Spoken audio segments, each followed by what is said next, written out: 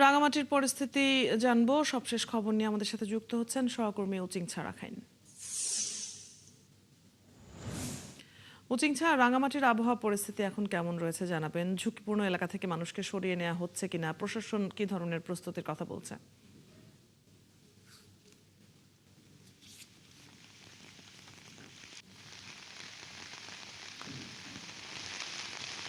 রাঙামাটি জেলাতে কিন্তু পাহাড় ধসের আশঙ্কা রয়েছে। সেই আশঙ্কাকে কেন্দ্র করে রাঙামাটি জেলা প্রশাসন এই পর্যন্ত রাঙামাটিতে যে আশ্রয়কেন্দ্র রয়েছে 44টি আশ্রয়কেন্দ্র, সেখানের মধ্যে হচ্ছে মূলত প্রায় 3000 অধিক আশ্রয় নিয়েছে বলে আমাদেরকে জেলা প্রশাসন নিশ্চিত করেছে। তারপরে আরেকটা বিষয় জানিয়ে রাখি আপনাকে, কিছুক্ষণ আগে বাগাইছড়িতে যে বাগাইছড়ি উপজেলা সদরে বাঁধ ভেঙে পানি আরো বেড়ে গেছে, বাঁধ ভেঙেছে বলে এমনটি খবর পেয়েছি। ওইখানে বাগাইছড়ি উপজেলা বিলাইছড়ি এবং হচ্ছে জুরাইছড়ি এবং বরকল নানিয়াছড়ি ওইখানে প্লাবিত হয়েছে বলে এমনটি জানিয়েছে।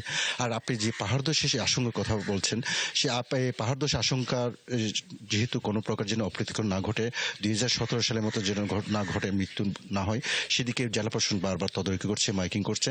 এবং আরেকটি আপনাকে জানিয়ে রাখি, গতকাল এই রাঙামাটি সদরে মগভাঙন ইউনিয়নে নদী পার হওয়ার সময় একজন নিখোঁজ হয়েছিল। সেই মরদেহটি আজকে উদ্ধার হয়েছে। এবং বিলাইছড়ি উপজেলাতে ব্রাহ্মণ একজন ব্যবসায়ী এখনো নিখোঁজ রয়েছে বলে আমাদেরকে জানিয়েছেন জেলা প্রশাসনের পক্ষ থেকে।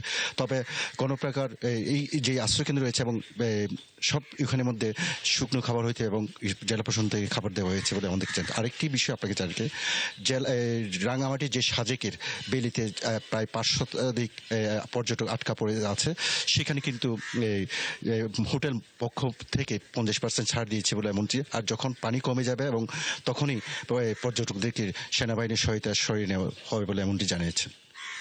উচিংছা, ধন্যবাদ। আপনার কাছ থেকে আমরা সবশেষ খবর জেনে নিচ্ছিলাম। দর্শক, সহকর্মী উচিংছা রাখাইন যুক্ত হয়ে রাঙামাটির আবহাওয়া পরিস্থিতির খবর জানাচ্ছিলেন।